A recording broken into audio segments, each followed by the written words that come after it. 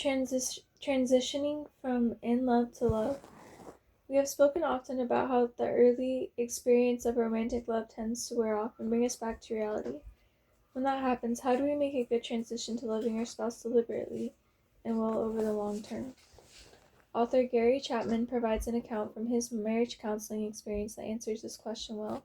Becky came alone to see a counselor and through tears told him that her husband Brent was leaving. Brent later came to see the counselor at his wife's request, but he said, "I just don't love her anymore. I don't want to hurt her, and I wish it were different, but I don't have any feelings for her."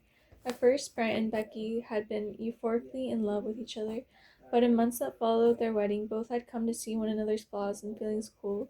In Brent's case, the feeling of love cooled the fastest and then simply vanished. Now he said he wanted out. He admitted that he had been in love with someone else for several months. He said he could not imagine living without this new woman's love, and he was intent on getting a divorce. The counselor proceeded to ask him to consider a particular way to look at things. He said most marriages start with an in-love high during which both during which time both partners feel profoundly loved by the very presence of the other. But eventually that high wears off, and then love must become a deliberate choice, he said to Brent. After the euphoria wears off, if our spouse has learned to speak our primary love language, our need for love will continue to be satisfied. If, on the other hand, he or she does not speak our love language, our tank will slowly drain, and we will no longer feel loved. Meaning that need is definitely a choice. If I learn the emotional love language of my spouse and speak it frequently, when she comes down from the obsession of in-love experience, she will hardly even miss it because her emotional love tank will continue to be filled. However, if I have not learned her primary love language or have chosen not to speak it, when she descends from the emotional high, she will have the natural yearning of unmet emotional needs. After some years of living with an empty love tank, she will likely fall in love with someone else, and the cycle will begin again. Brent was unmoved. He was not convinced that his new in-love experience was the same as the one he had with Becky. This one was the real thing, the love that would last. He would courteously thank the counselor for his concern and ask that he do everything he could to help Becky, but he was leaving. Several weeks later, Brent called and asked for a meeting with the counselor. When he came in, he was visibly disturbed. He was not the calm and self-assured man who had come in before. He explained that his new love seemed to have turned on him. She was beginning to criticize many of the same things in his character that Becky had pointed out to him, but she was considerably more harsh and angry about it than Becky had been. It looked like the new relationship was collapsing. The counselor restated the paradigm. At first, love sweeps you up involuntarily, but eventually love is a deliberate choice. It will seem mechanical at first, he reiterated, but if both spouses do it together, eventually the experience of being loved richly and well will sweeten their lives. Brent committed himself to try, and nearly a year later, he and Becky had a renewed marriage. We should not think that this example teaches that all marriage problems can be solved by the discipline of discerning love languages and of providing love in the most fitting forms. The human heart is infinitely complex. Jeremiah 17:9. Marriage difficulties can come from deep-seated patterns of idolatry, from semi-conscious anger, and from fear that needs to be rooted out without counseling and God's grace. Nevertheless, the hard and deliberate work of knowing your spouse and loving him or her fittingly is foundational to any good marriage, because our culture thinks of love as mainly an involuntary feeling and not a conscious action. This foundational skill is often missed entirely.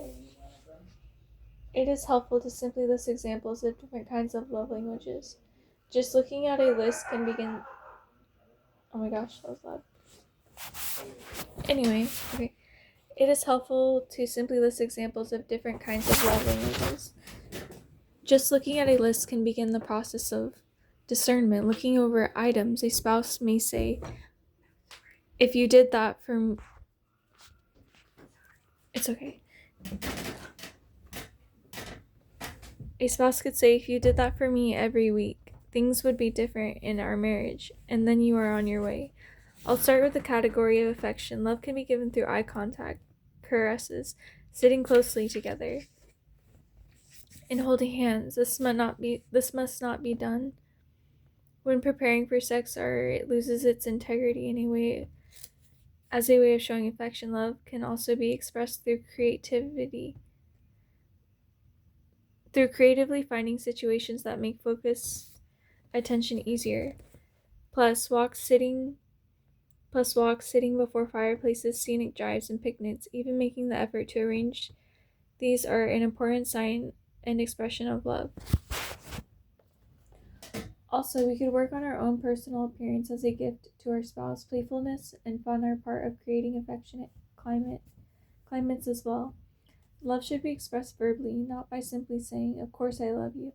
We must learn to send messages of love in direct, personal, specific, and even fresh ways. Discern the strengths and gifts of your partner and communicate honest praise, appreciation, and thankfulness for him or her.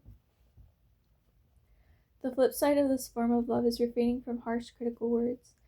Send love not just through the spoken word, but through notes, cards, letters, and thoughtful reflections on special occasions such as anniversaries. Finally, affection can be expressed through considerate, personal, useful, and beautiful gifts. Friendship.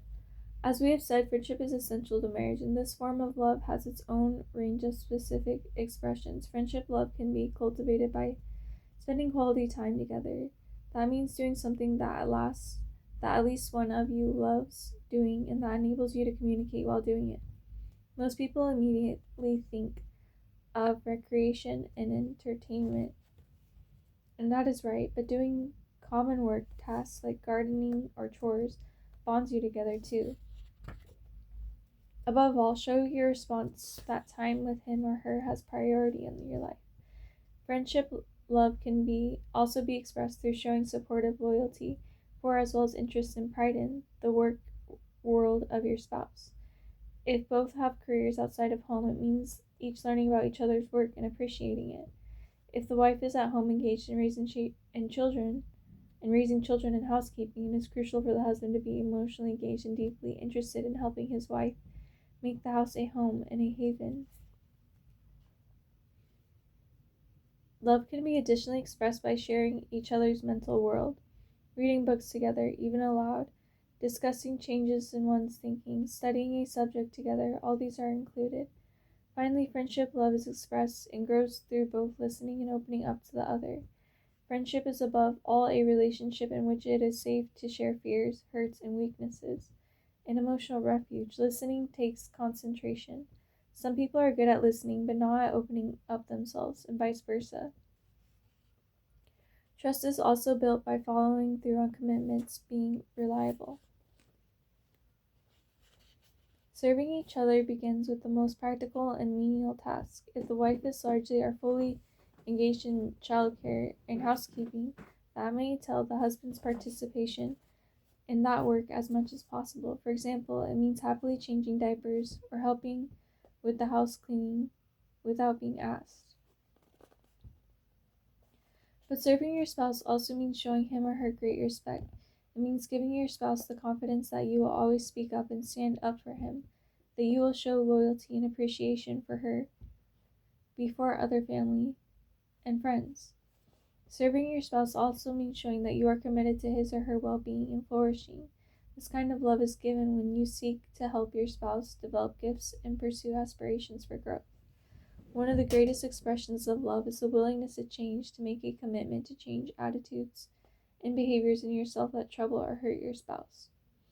There must be an ability to take correction and to be accountable for real concrete changes.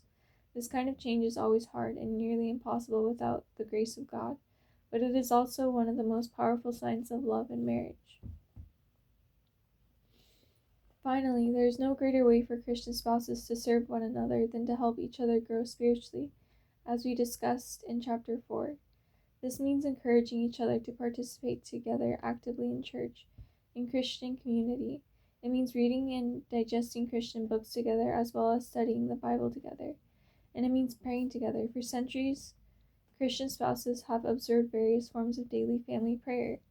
Praying daily with and for each other is a love language that many ways brings the other love languages together. It means being tenderly affectionate and transparent with each other.